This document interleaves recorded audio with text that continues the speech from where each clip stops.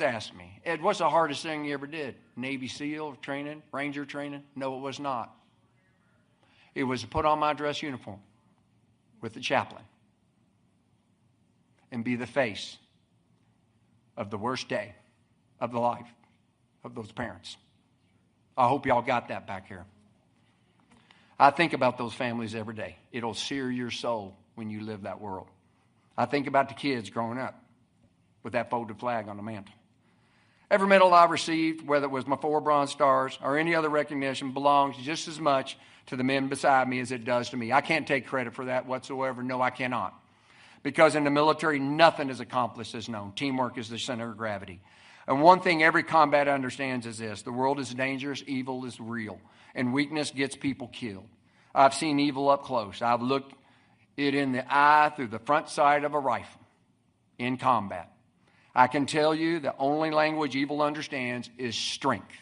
They don't care about social media tweets or posts. That is why President Trump's vision for the strongest military in the world is not a campaign slogan.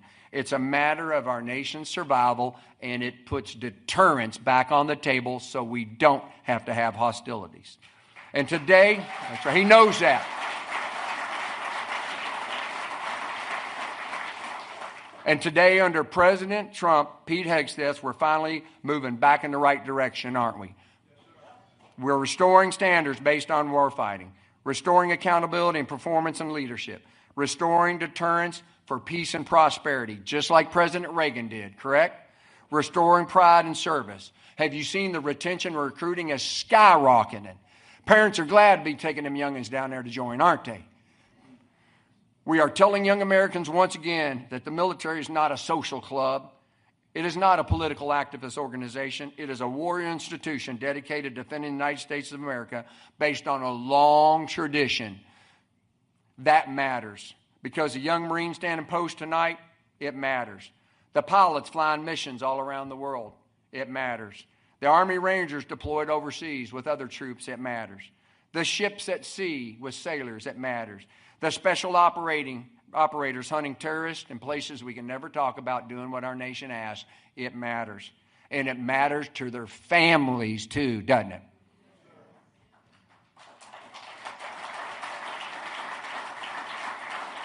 I was that guy once for a career that spanned 3 decades, so I know what it's like to be a long way from home on a hard mission, wondering whether people back in Washington had your back or not. Those folks we just talked about deserve a commander-in-chief who has their back and leaders they can trust. They have them in Donald Trump, and they have them in Pete Hegseth, don't they? Not political distractions dreamed up by bureaucrats in Washington or people that are hung up on doing social media tweets. I believe in something else. America still produces the greatest fighting men and women in the world because of their parents and their grandparents. Have I got that right? We have not lost that spirit. It is there, and you epitomize that being here today. You see it in the next young generation, patriots stepping forward to serve in record numbers. You see it in veterans across the country who still believe America's worth fighting for. And that is why I am running, to be a champion for them and their families in Washington, D.C. I came home from wars, and I looked at Washington and the misrepresentation of our values, and I said, somebody's got to do something. It just won't be me. For the same reason I joined in 1983. There was no books or movies about SEALs. There was no bonus to join. I never met a SEAL. But by golly, if one farm boy from Kentucky is going to make a difference, then that's the way I was going to do it. I was 26 years old.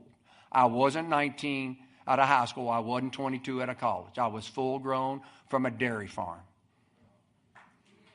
Politicians up there who never carried a rifle in combat make decisions about young Americans who would, and that's not acceptable. Because leadership matters, culture matters, courage at the top matters, and that's why President Trump's leadership matters. That's why Pete Hegseth's leadership matters. It sends a message to our enemies. America's done apologizing for its strength. America's done weakening itself from within. America's done putting politics ahead of national security. Under President Trump, we're rebuilding fighting strength, and we are returning the principles that made our nation the most feared and respected force on earth to maintain peace and prosperity.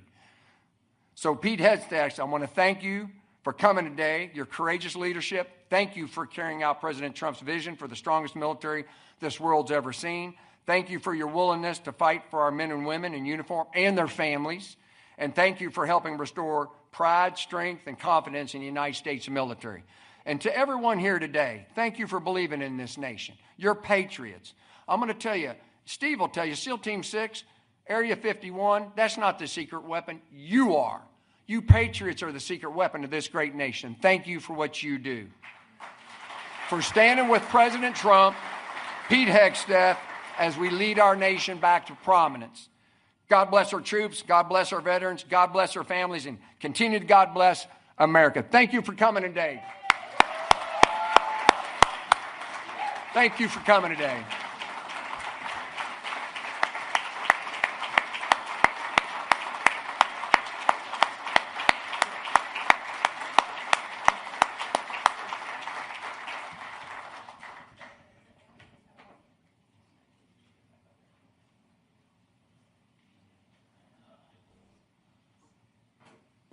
Well, folks, I think y'all ought to agree the second busiest guy in the world right now to President Trump is Pete Hegseth. His plate is full, but he's got a great team under him. It is my pleasure to introduce a fellow Ranger here today to little old Kentucky.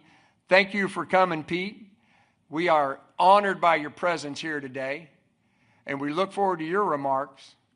And all that to say, I really enjoyed the time up here with you today, and I look forward to talking with you folks more. Thank you.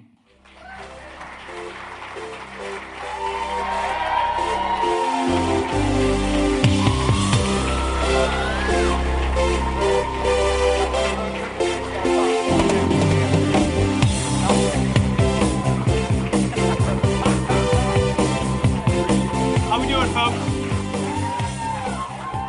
How we doing?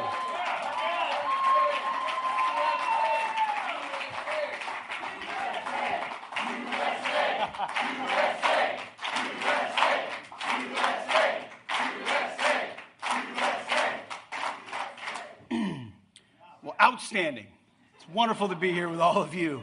That's good Navy talk. Is that good Navy? Oh, we're going to do this Navy-Army thing now, too? You already started it, didn't you? Well, it's great to be in Kentucky with great Americans. I just came from Fort Campbell with other great Americans, the best of our nation, and it's an honor to be here with all of you. I have to say up front, for the lawyers, that I'm here in my personal capacity as a private citizen, a fellow American, and a fellow combat veteran, here to support Navy SEAL Ed Gallrein.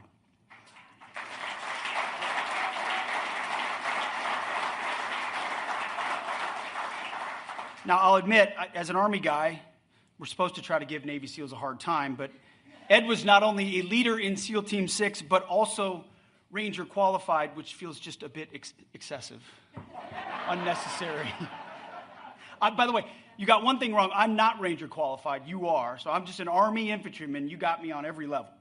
And we're so grateful for your service. But the truth is, that combination tells us a lot about Ed. This is not a guy who chased comfort. This is a man who volunteered for the hardest assignments, surrounds himself with warriors, and led from the front when the stakes were life and death. And trust me, men don't follow you in those environments because you have good talking points. They follow you because you've earned their trust. They follow you because you perform under pressure. They follow you when things get dangerous and chaotic. You move toward the mission instead of away from it. And America desperately needs even more of that leadership right now. Now, I do have to say this. I had a chance to look over Ed's military record, and it's quite impressive. Multiple Bronze Stars, 2 presidential unit citations. I had a chance to give one to the USS Ford, returning just a couple days ago. They're rare. It's the Navy Cross of unit citations. It's impressive. But unlike politicians in Washington, you don't get those for podcasting or pontificating. And you don't get medals like that for explaining why everybody else is wrong. You earn them through leadership and through sacrifice and performance under pressure. All of that matters. Because America is starving for those types of leaders. And after spending years around soldiers and Marines and SEALs and Rangers and medics and airmen and infantrymen, you learn something really quickly from the best of America. There's a massive difference between those who talk about leadership and people who actually lead.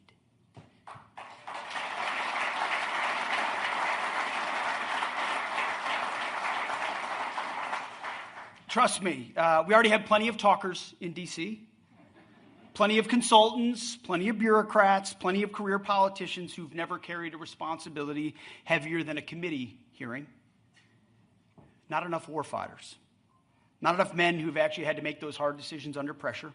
Not enough leaders who understanding service before self, about being on a team, about leading and about following. And that's why this race matters. And that's why I'm proud here to stand with Ed Gallrein. Because he led warriors in combat. He led at the very highest levels of special operations. He served with distinction as a Navy SEAL and rose into leadership within the elite ranks of SEAL Team 6, one of the most demanding combat organizations on planet Earth. I've had a chance to see firsthand what those men do. It's extraordinary, and it's not made for the vast majority of Americans. Ed's is not a manufactured politician. He's not a social media celebrity trying to be a conservative fighter. He's not someone who discovered patriotism because a pollster told him it was popular. You don't get what he has by accident. You don't get there because you've mastered the language of Washington social circles. You get there because men trust you with their lives. You get there because when things get dangerous and chaotic, you move toward the mission instead of away from it. And right now, America needs that kind of leadership right alongside President Trump. President Trump needs those kinds of reinforcements.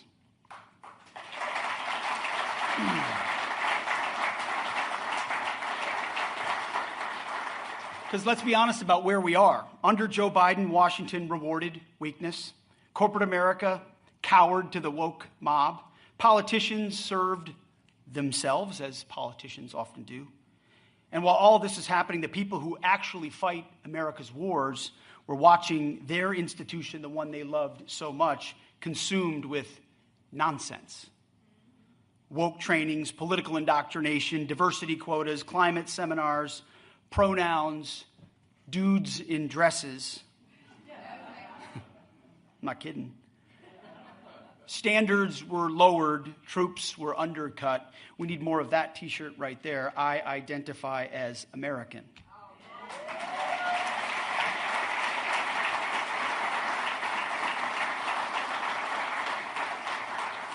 Americans watched our military become more concerned with not offending activists than preparing warriors to win wars. I've said that for years. America cannot afford a woke or weak military. We need a lethal and ready military. We need warfighters. We have ended the war on warriors. President Trump told me when he first offered me this job, he said, "Pete, you're going to have to be tough as shit." Sorry. He did. You ready?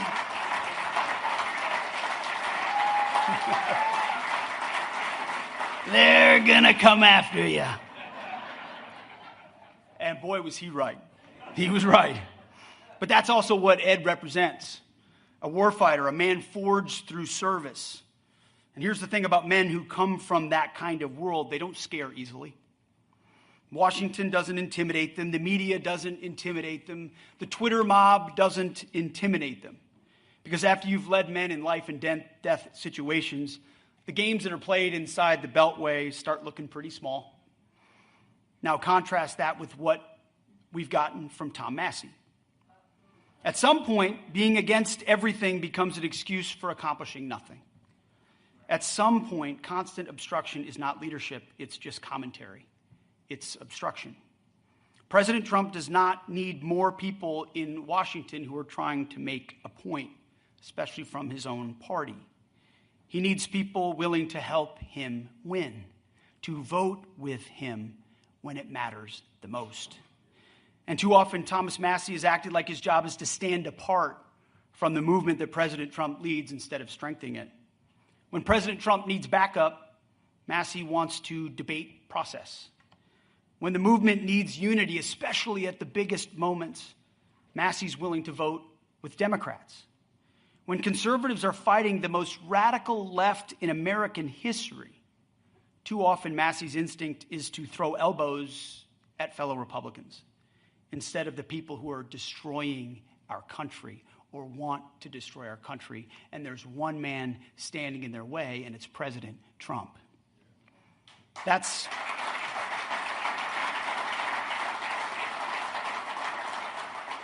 And President Trump needs reinforcements. And that's what warfighters do. They stand behind leaders and have their back. Warfighters understand mission, they understand teamwork, they understand loyalty. And they understand that in the middle of a fight, you don't weaken your own side, you advance to the objective. And that's what Ed Gallrein understands, because he has lived it. The best warriors, like Ed, are usually the most humble men in the room. If you've met him and you've met them, you know the type. They don't need applause. They don't seek the spotlight. They don't confuse publicity with accomplishment. Ed Gallrein's record speaks for itself. Thomas Massey's record speaks for itself, too. Too much grandstanding, too few great votes. Years of acting like being difficult is the same thing as being courageous. It's not. Real courage means stepping up when the mission matters most, when we need that tough vote to beat left-wing lunatic Democrats the most. Real courage means understanding that this country is facing existential threats and deciding to be part of the solution instead of constantly trying to position yourself above the fight. Kentucky has a choice in this race. You can send a warrior, reinforcements for the president in our shared fight against the radical left, or you can send an obstructionist. In my mind, it's an easy choice. You can send a Navy SEAL determined to fight for President Trump's agenda and with his full endorsement to help save this country. Because I'll tell you, based on what we're up against, that's exactly what this moment requires. Strength, clarity, conviction, and unity. This moment demands leaders who love this country unapologetically, like President Trump and like Ed Gallrein.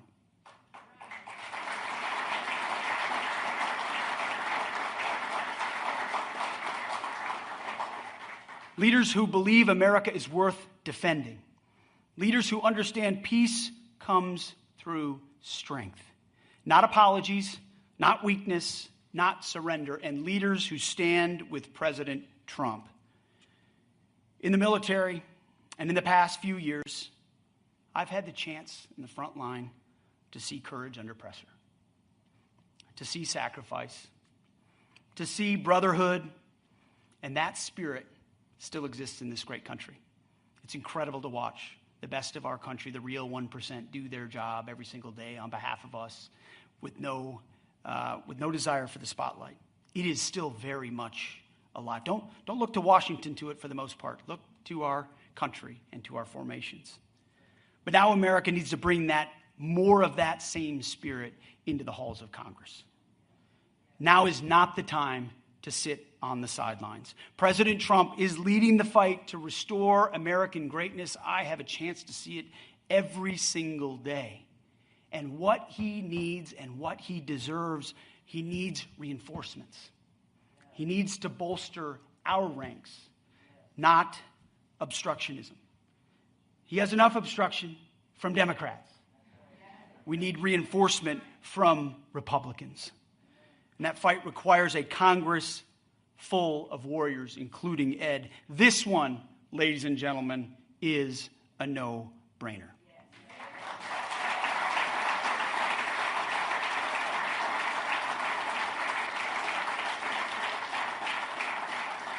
Ed, thank you for stepping up. Thank you for your willingness to raise your right hand again. You did, knowing and understanding what you did in the military, you could have hung it up and done anything you want. Instead, you're deciding to get back into the arena. That says a lot about you. in the toughest of races. It says a lot about you. You are badly needed. So good luck, Godspeed, God bless Kentucky and our great republic. Thank you very much. Thank you.